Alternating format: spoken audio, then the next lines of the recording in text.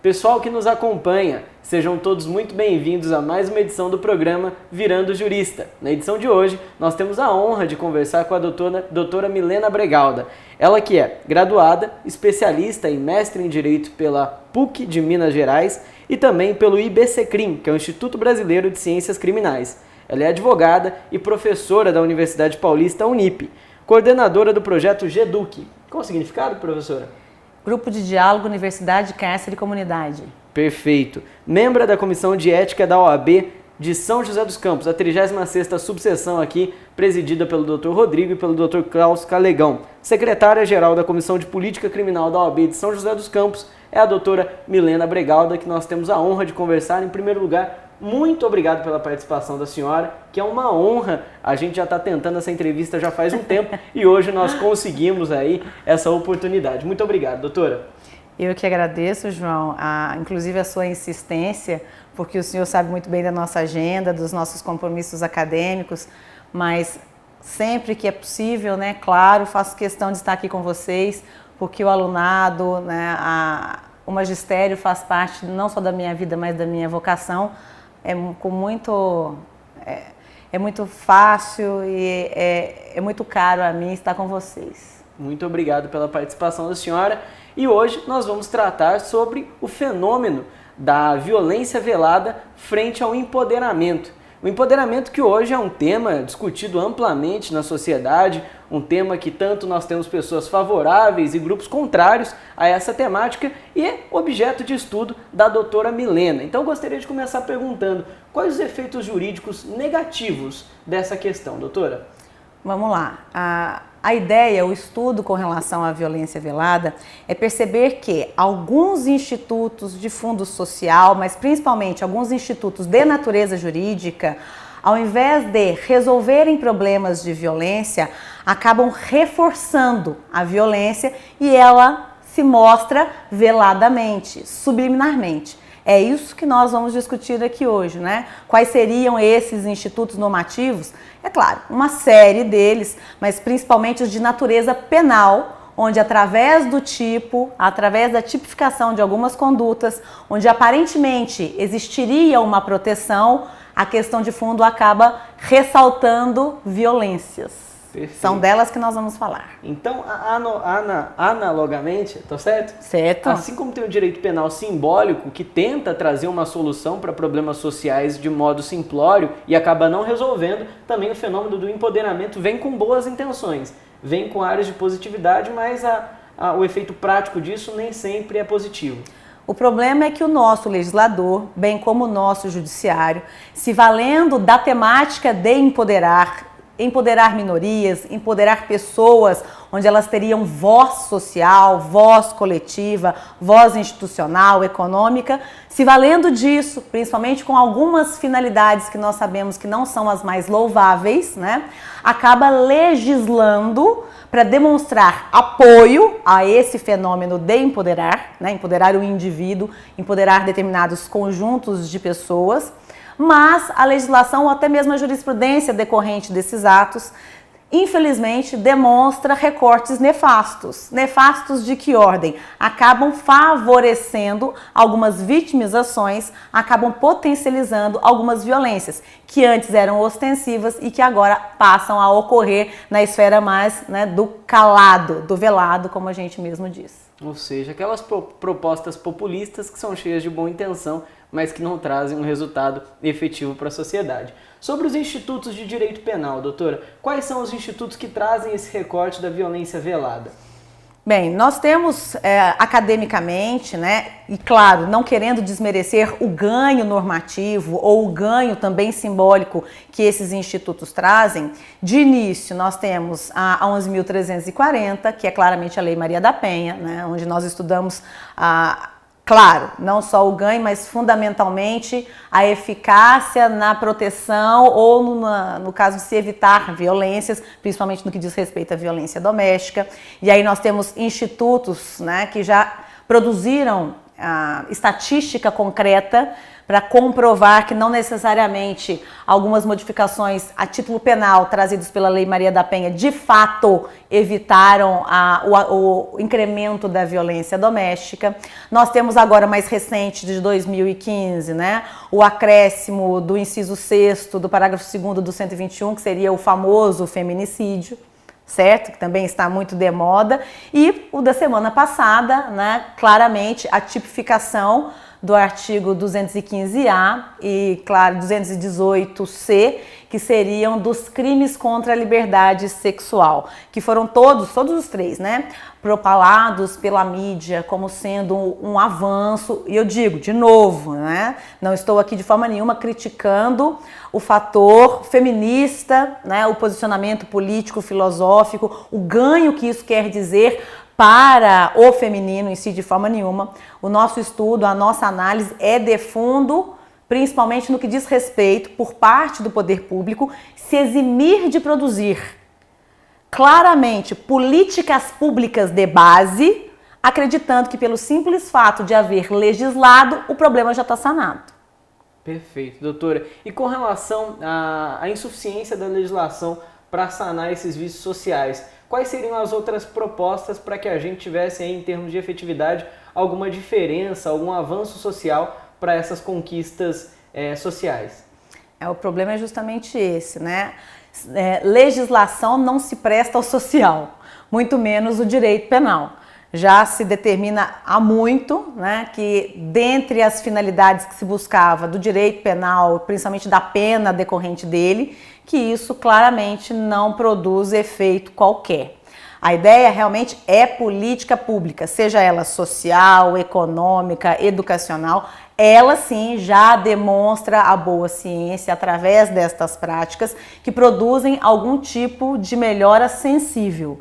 Infelizmente, direito penal, como toda política criminal, se presta realmente a aplacar a sensação fugaz, né, de insegurança que o sistema planta na cabeça de cada um. É o vulgo tapar o sol com a peneira, é o vulgo apagar incêndio de agora, mas as questões de ordem de fundo, né, as questões de ordem basilar não são tratadas. E aí está o nosso problema, acreditar que o direito penal resolve qualquer coisa. Infelizmente, né, a ciência já comprovou, mas a mídia gosta de dizer que não, que o direito penal serve realmente para isso. Estamos numa época complicada, né? Inclusive, passaremos aí por um período eleitoral e vários dos candidatos colocam, né, nas suas propostas, fortalecendo a ideia de que o direito penal máximo soluciona problemas sociais ou econômicos. Nós, da ciência penal, já percebemos, né, há muito mais do que 2 décadas que não é esse o caminho. Então, só para deixar claro, não é através do direito penal, não é através do aumento de penas ou dessas questões que a gente vai resolver política pública. É através de políticas públicas, é através de estudo, é através do campo da sociologia, de outros campos que não o direito penal, que está ali para reprimir esses crimes e não para resolver problemas sociais. Com relação ao empoderamento, doutora, sim, qual a diferença do empoderamento para o fenômeno de empoderamento de grupos, por exemplo, o feminismo? Vamos lá, a minha formação não é em sociologia, muito menos em antropologia, mas já que fazemos alguns estudos, né, o feminismo em si, e eu peço vênia aqui para aquelas pessoas que estão assistindo, que são especialistas na área. O feminismo em si, ele trabalha um movimento, né, político, filosófico, já de origens de século XIX, que tem todos os seus recortes iluministas, mas que de fato, principalmente aqui no Brasil, passou a ter uma implicação maior na defesa do voto, né, de mulher, já em 32, depois em 36, e efetivado sem qualquer tipo de restrição já na década de 40. Então, digo, o movimento feminista em si, né, ele propicia empoderar principalmente mulheres. Agora, o empoderamento como fenômeno lato sensu, né, e principalmente aqui no Brasil, a primeira vez que ele foi utilizado pela sociologia, trabalha viabilizar que o indivíduo ou o indivíduo em coletivo, que ele tenha voz, que ele tenha participação, seja uma participação na sua esfera familiar, seja uma participação na esfera coletiva, do trabalho, econômica, né? São dois institutos que claramente dialogam, mas não são utilizados como sinônimos, né, entre eles. Perfeito. E esse tema, a violência, né, o fenômeno do empoderamento frente à violência velada, é tema do doutorado da senhora, é isso mesmo? É aquilo que a gente busca, né? É aquilo que a gente tem começado a pesquisar agora.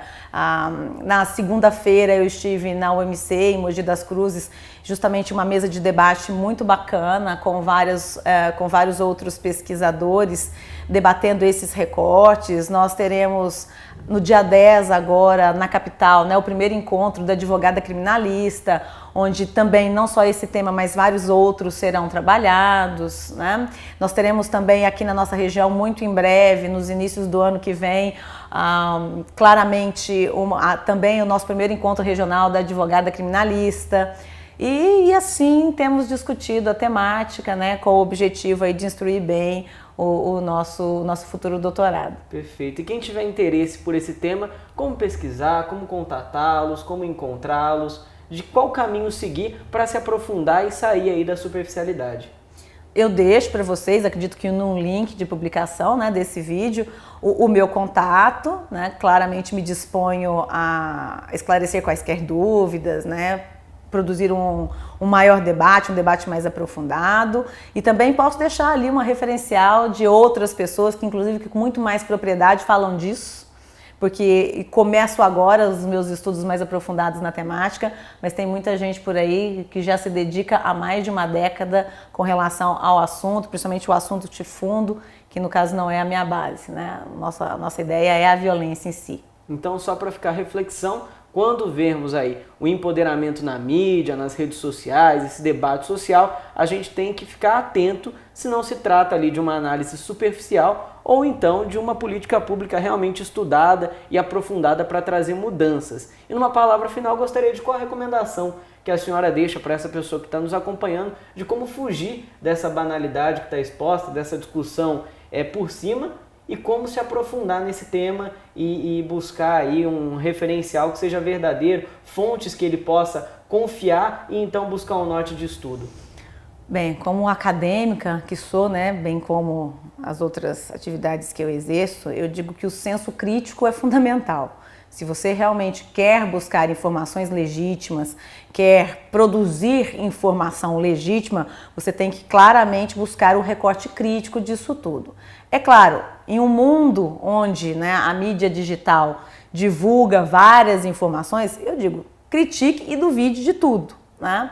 Com relação à temática em especial, nós temos um referencial que é a ONU Mulher, né? É um link legítimo. Nós temos os institutos do IDDD, o Instituto de Defesa ao Direito de Defesa, temos o Conectas, né? Temos o ProOrdem, várias ONGs, vários órgãos, inclusive, que têm vários recortes e que são referencial de pesquisa válido para vocês que estão aí, que querem conhecer não só essa temática, mas todas aquelas vinculadas a direitos humanos, um direito penal mínimo e assim sucessivamente. Perfeito. Então, só para encerrar, sobre o direito penal mínimo que a senhora citou agora, qual a importância dessa menor... O pessoal que debate, inclusive, empoderamento, também discute a menor interferência estatal. Então, só para a gente encerrar, deixar uma reflexão final para a pessoa que está nos acompanhando, qual a importância do direito penal mínimo, da menor interferência do Estado na vida das pessoas, pelo menos na área criminal?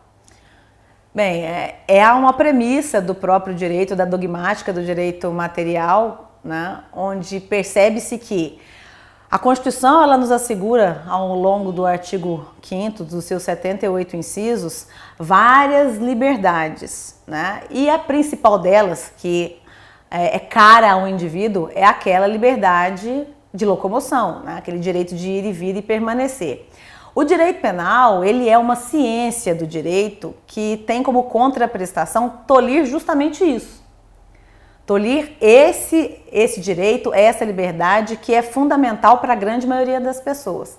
Se nós passamos a perceber que o direito penal, ele claramente trata disso na sua essência, né? Um direito penal máximo vai pretender retirar a liberdade de todo mundo.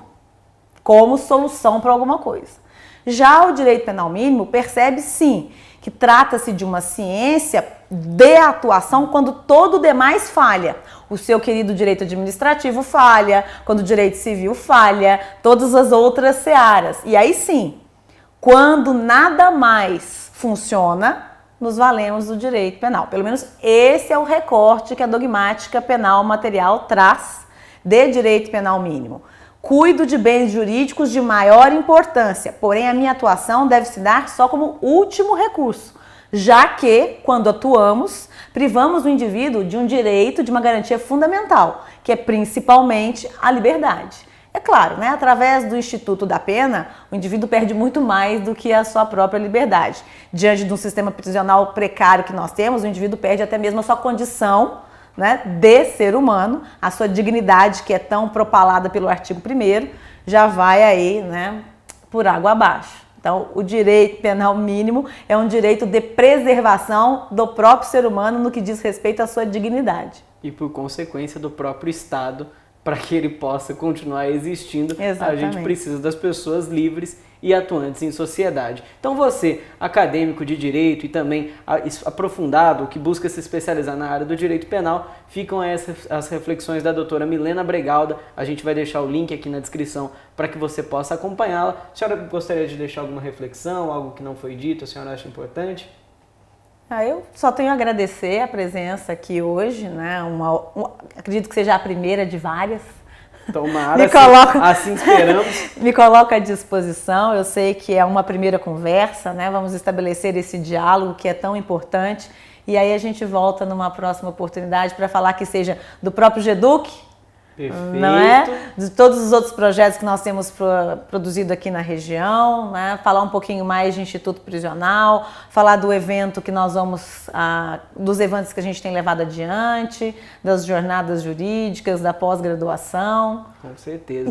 Essa temática é só uma das inúmeras frentes de atuação da doutora Milena Bregalda e até por isso, só agora que a gente conseguiu essa entrevista, esperamos que a gente consiga aí trazê-la muito mais vezes para que possa trazer novas reflexões e novos pensamentos para todos vocês. A gente que agradece imensamente a participação da senhora, uma honra, minha professora, entusiasta da justiça aqui no Vale do Paraíba, no estado de São Paulo, então muito obrigado. Para você que nos acompanhou, não deixe de deixar o seu like, compartilhar o vídeo, curtir a professora e até a próxima!